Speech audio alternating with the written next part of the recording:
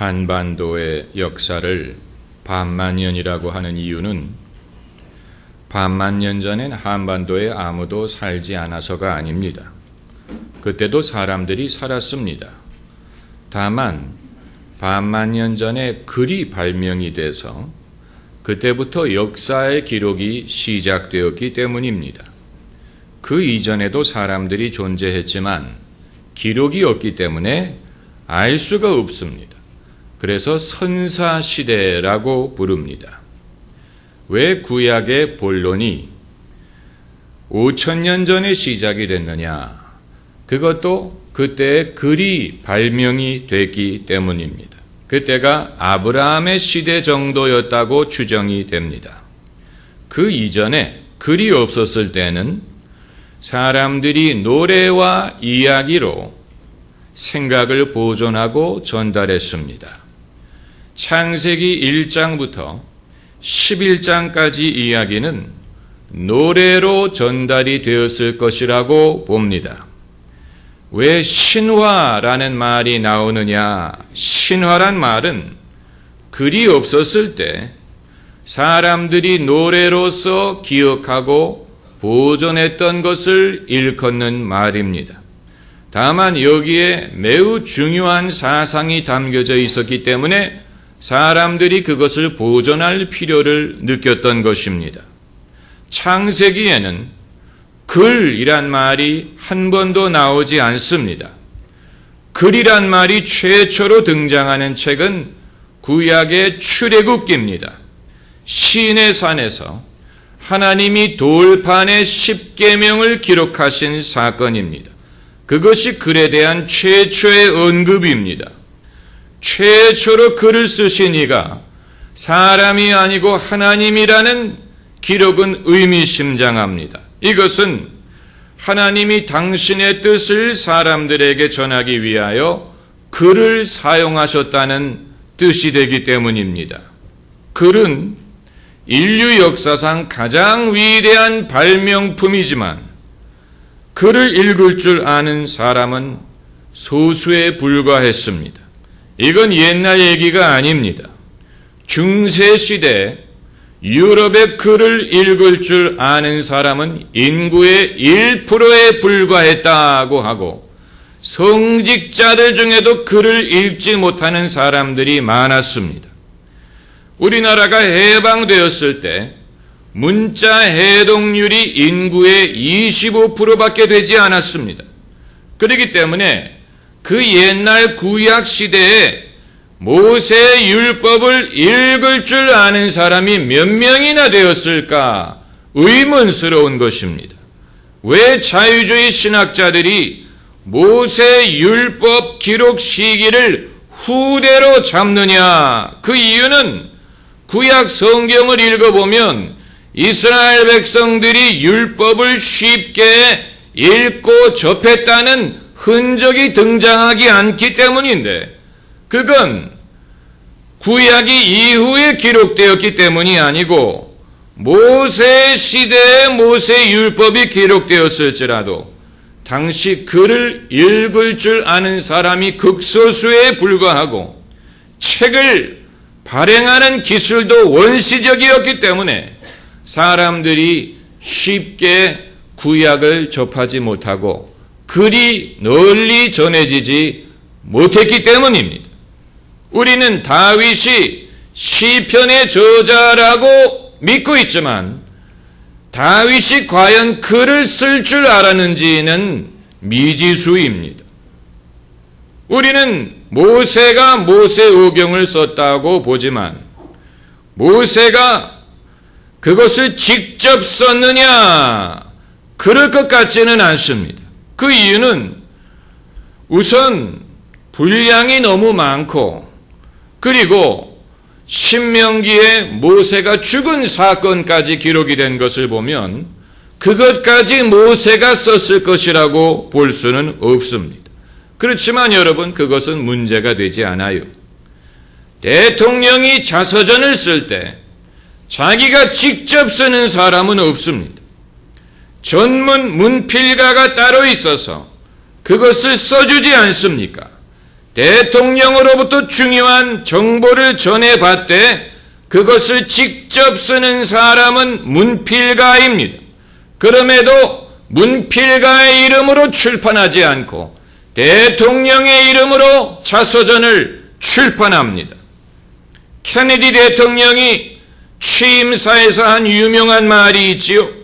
국가가 여러분을 위하여 무엇을 해줄까를 구하지 말고 여러분이 국가를 위하여 무엇을 할까를 물어보라. 이 말은 원래 케네디가 생각해낸 말이 아니고 그의 스피치라이터 테드 소렌슨이라는 사람이 생각한 말입니다마는 케네디가 그것을 받아들여서 자기의 연설에 포함시켰기 때문에 케네디가 한 말로 우리의 머리에 각인이 되어 있는 것입니다.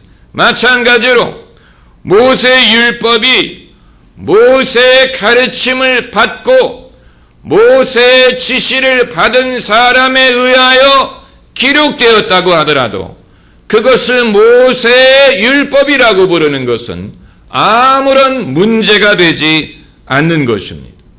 우리는 성경 말씀이 하나님의 말씀이라는 것을 믿고 신뢰합니다.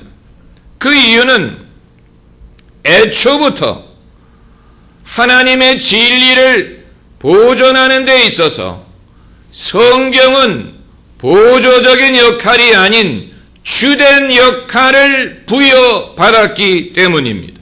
그걸 보여주는 것이 오늘 본문의 예수님 말씀입니다. 예수님이 3번이나 기록되었으되 라는 말씀을 하십니다. 기록되었으되 It is written. 마귀의 거짓과 마귀의 유혹을 물리치기 위하여 예수님은 그때로부터 1500년 이전에 기록된 신명기의 말씀을 인용하십니다. 글로 기록된 하나님의 말씀을 인용하십니다. 글의 중요성이 여기에 나오는 것입니다. 글의 권위가 여기에 나타난 것입니다. 글로 기록된 하나님의 말씀은 하나님의 입에서 지금 나오는 말씀과 같은 권위와 능력을 갖고 있다는 얘기입니다. 예수님께서는 기록된 글이 곧 오리지널 하나님의 말씀이라고 여기셨습니다. 그렇지 않다면 오늘 본문과 같은 이러한 중요한 순간에 글로 기록된 말씀을 인용하지 않으셨을 것입니다. 하나님은 당신의 진리를 보존하고 전하는 수단으로서 글을 사용하셨습니다. 여러분, 하나님의 역사에 대한 증거가 있고 증인이 아무리 있더라도 세월이 지나면 증인은 세상을 떠나고 사람의 기억에서 지워집니다. 그러면 후대 사람들은 어떻게 믿음의 근거를 얻을 수가 있겠습니까? 그렇기 때문에 후대 사람과 또 세상 모든 사람들을 위하여 증인들의 증언을 글로 남기게 한 것입니다. 요한복음 21장 24절에 이 일을 증거하고 이 일을 기록한 제자가 이 사람이라 우리는 그의 증거가 참인 줄 아노라. 아주 중요한 말씀입니다. 이건 요한복음에만 해당되는 게 아니고 구약과 신약 모든 책에 해당되는 것입니다. 이 일을 증거한 증인이 기록한 것이 성경 말씀이고 그 성경 말씀이 참인 줄 우리가 알 수 있다는 얘기입니다. 저는 저희 아이와 최근에 간만에 신앙에 대해서 대화할 기회가 있었습니다. 저희 아이가 예수님의 부활에 대하여 저에게 물어봤어요. 저는 순간적으로 긴장했습니다. 왜냐하면 예수님의 부활에 대한 믿음은 기독교 신앙에 있어서 제일 중요한 믿음인데 만일 예수님의 부활에 대하여 의구심을 갖는다면 그건 신앙의 존립을 좌우할 수가 있기 때문입니다. 저희 아이는 예수님이 부활한 것을 무엇로 알 수 있느냐? 왜 예수님이 부활하시고 곧 승천하셨느냐?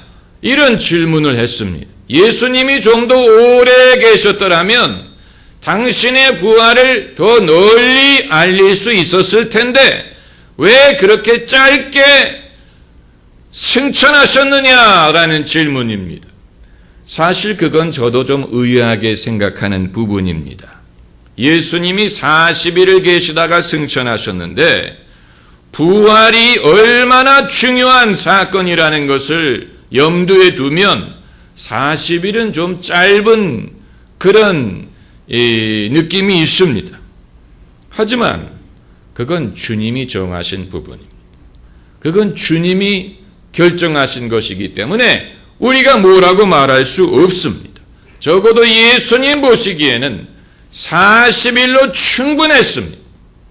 믿는 사람에게는 40일도 충분하지만 의심하는 사람에게는 400일도 모자랍니다.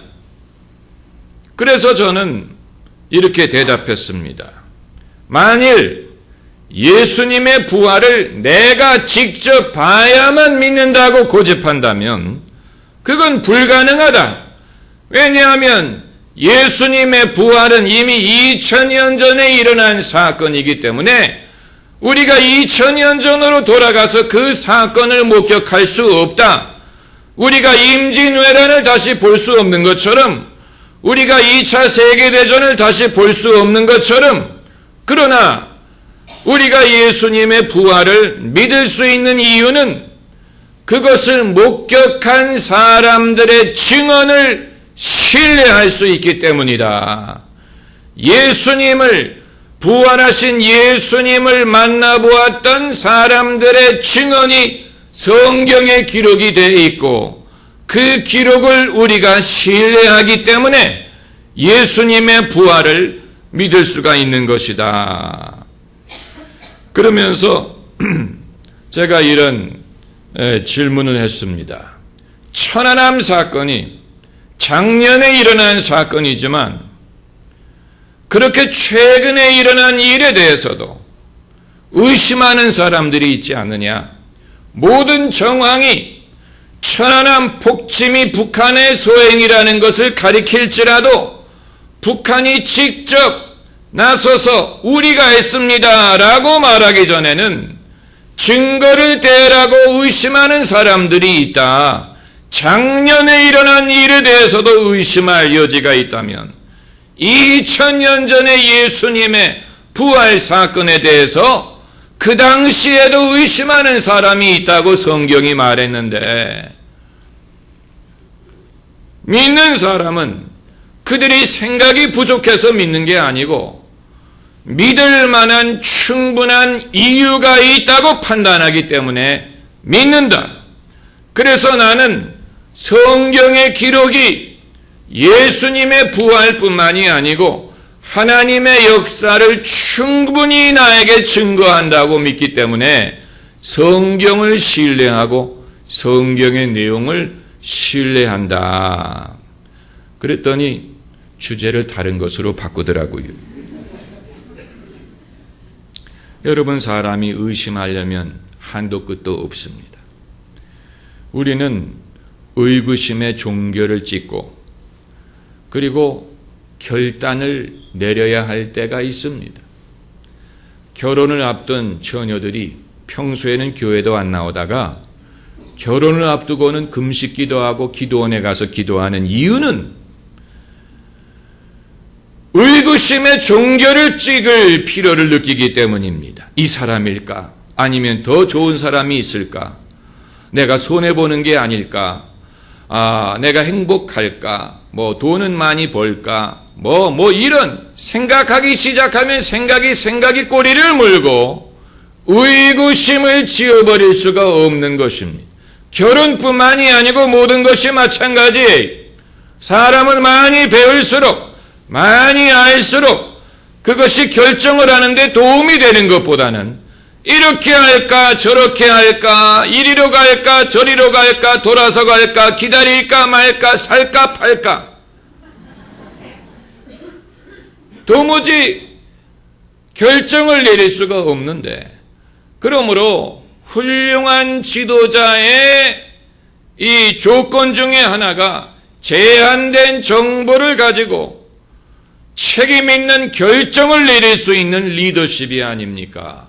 이건 리더십뿐만이 아니고 모든 사람, 남자든 여자든 모든 사람의 인생에 필요한 것이고 신앙에 있어서도 필요한 것입니다. 우리가 도대체 얼마만큼의 변증과 증거를 얻으면 내가 충분히 믿을 만한 증거가 있다고 생각하겠습니까? 하나님의 존재에 대하여, 성경의 신뢰성에 대하여, 예수님의 부활에 대하여, 천국과 지옥에 대하여 도대체 우리가 얼마만큼의 증거를 얻으면 충분히 믿을 만한 이유가 된다고 생각하겠습니까?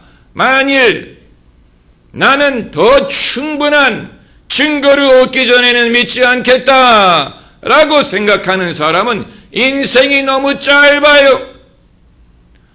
그러나 어린아이들 중에도 믿는 사람들이 있는 것을 보면 사람이 반드시 모든 것을 알아야만 믿음에 이를 수 있는 것은 아닌 것입니다. 주님은 우리가 믿을 만한 증거를 주십니다. 각 사람마다 그것이 다를 수 있어요. 그러나 주님이 그 사람을 당신의 백성으로 부르셨다면 의심하는 순간에, 의구심을 갖는 순간에, 그의 믿음이 흔들리는 순간에 적어도 그에게 충분한 방법을 통하여 의심하지 말고 하나님을 신뢰하게 하십니다. 제가 오래전에 섬기던 교회가 있었는데 그 교회 목사님에 대해서 좀 섭섭한 그런 생각이 있어서 택시를 타고 가면서 저희 아버님과 바로 그 문제에 대해서 대화를 하고 있었어요. 그 교회 목사님이 좀 너무했다, 좀 섭섭하다. 그런데 택시기사 아저씨께서 틀고 이 기독교 방송을 틀고 있었는데 바로 그 목사님의 설교가 라디오에서 흘러나오고, 여러분 거기서 놀라지 마세요. 그 목사님이 설교하시다가 앞에 앉은 저에게 질문을 하는 장면이 있었어요. 바로 그 장면이 녹음이 돼가지고 제가 택시를 타고 가는데 그 장면이 라디오에서 흘러나오는 거예요. 네? 김전도사 뭐 이런 식으로 저한테 질문하는 장면이 거기에 녹음이 돼가지고 저희 아버님하고 저하고 그 목사님에 대해서 이렇게 저렇게 얘기하는 순간에 라디오에서 흘러나오는 거예요. 그 순간에 저는 하나님 알겠습니다. 네, 하나님이 그런 경험을 우리가 좀 매일 하면 얼마나 좋겠습니까? 그러니까 이러쿵저러쿵 말하지 말라는, 내가 받은 은혜가 족하다, 이거보다도 더 확실하게 증명하실 수가 없지요. 그러니까 여러분, 우리는 모든 것을 알아야 믿음에 이를 수 있는 건 아니에요. 뭐 고등 성경 해석이든 무슨 조직 신학이든 무슨 뭐 역사학이든 고고학이든 인류학이든 철학이든 변증론이든 그걸 다 안다고 해서 믿음에 이를 수 있는 건 아니에요. 만약에 그렇다면 PhD를 받은 분들이 제일 믿음이 좋게요? 그렇지 않습니다. 예수님 말씀은 너희가 돌이켜 어린아이와 같이 되지 아니하면 하나님 나라에 들어갈 수 없느니라고 말씀하셨어요. 돌이켜 어린아이와 같은 순전함, 그리고 겸손함, 그리고 신뢰를 회복하는 것이 중요한 것입니다. 성경의 신빙성은 그 비슷한 시대에 다른 문헌과 비교했을 때 확실하게 드러납니다. 그 중에 하나가 삼국사기입니다. 우리가 삼국시대와 고조선에 대해서 알 수 있는 유일한 근거는 삼국사기를 통해서입니다. 삼국사기는 1145년 고려시대 김부식에 의해서 기록이 되었습니다. 그런데 신라가 멸망한 것이 주후 935년이니까 신라가 멸망하고 210년이 지나서 삼국사기가 기록됐다는 것입니다. 그런데 삼국사기가 신라의 멸망에 대해서만 말한 게 아니고 그 수백 년 이전에 삼국시대와 고조선에 대해서도 기록을 하고 있고 그것이 유일한 역사 기록이기 때문에 그걸 통해서 우리가 과거의 역사를 알 수가 있는 것입니다. 210년 임진왜란의 전투도 임진왜란을 그린 전투도 중에 가장 오래된 것이 국내에 현존하는 가장 오래된 임진왜란 전투도가 임진왜란이 끝나고 200년 이후에 그린 그림입니다. 그러니까 그건 화가가 임진왜란을 직접 목격하고 그린 게 아니고 남의 이야기를 듣고 자기의 상상력을 동원해서 그렸다는 얘기예요. 호모의 일리아드, 이건 현존하는 고대 그리스 문학의 가장 오래된 작품입니다. 일리아드는 트로이 전쟁을 소재로 해서 쓴 작품입니다. 그런데 정말 트로이 전쟁이 있었는지조차도 확실하지 않고 호모라는 인물이 정말로 존재했는지도 확실하지 않고 호모가 일리아드를 썼는지조차도 확실하지 않습니다. 설사 트로이 전쟁이 있었더라도 주전 1250년에 일어났다고 보는데 호모가 언제 일리아드를 썼냐면 주전 800년경에 썼습니다. 그러니까 트로이 전쟁이 끝나고 450년 이후에 썼다는 얘기입니다. 이것을 구약과 신약에 비교하면 비교가 되지 않아요. 정확성, 역사성, 신뢰성, 일관성에 있어서 비교가 되지 않습니다. 먼저 신약 성경은 예수님이 승천하시고 20년이 지난 시기부터 기록되기 시작했어요. 바울 서신 중에 제일 먼저 쓴 게 주후 50년경에 기록된 것입니다. 그리고 예수님 승천하시고 40년 안에 신약 성경의 대부분이 완성이 됐습니다. 이것을 삼국사기라든가 임진왜란 전투도라든가 일리아드와 비교하면 비교가 되지 않아요. 신약 성경은 증인들이 아직 살아있을 때 증인들에 의하여 아니면 증인들의 감독을 받은 제자들에 의하여 기록이 됐습니다. 그것도 한두 권이 아니고 27권의 책이 여러 저자에 의하여 여러 시대에 여러 장소에서 그들의 관점으로 예수라는 주제를 대해서 기록이 됐는데 그 내용이 일치하고 일관성이 있어요. 이건 놀라운 일입니다. 그들이 머리를 맞댄 게 아닙니다. 서로 다른 사람이 다른 시대, 다른 장소에서 예수라는 주제에 대해서 글을 썼는데 그 내용이 일치하고 신뢰할 만하다는 것은 이건 하나님의 역사 이외에는 설명할 수가 없는 것입니다. 구약 성경도 그렇습니다. 오늘 본문에서 예수님이 인용하신 구약 성경은 그때로부터 1500년 전에 기록된 신명기 말씀인데 예수님은 소위 직통계시를 받는 분이 직통계시를 사용하신 게 아니고 글로 기록된 성경 말씀을 사용하셔서 마귀의 거짓을 물리치셨다는 말은 이 글로 기록된 성경 말씀이 하나님의 말씀의 권세와 진리를 담고 있다는 얘기입니다. 이 글로 기록된 하나님의 말씀을 예수님이 인용하시고 사용하셨을 때 마귀의 시험을 물리칠 수 있는 능력이 나타났습니다. 이것이 하나님의 말씀의 능력입니다. 예수께서 성경을 신뢰하셨다면 우리도 성경을 신뢰할 수 있습니다. 이걸 그냥 글로 보면 안 됩니다. 이것은 글로 기록된 하나님의 말씀입니다. 이 글을 통하여 우리는 살아있는 하나님의 진리를 오늘도 접할 수가 있습니다. 기도하십시다.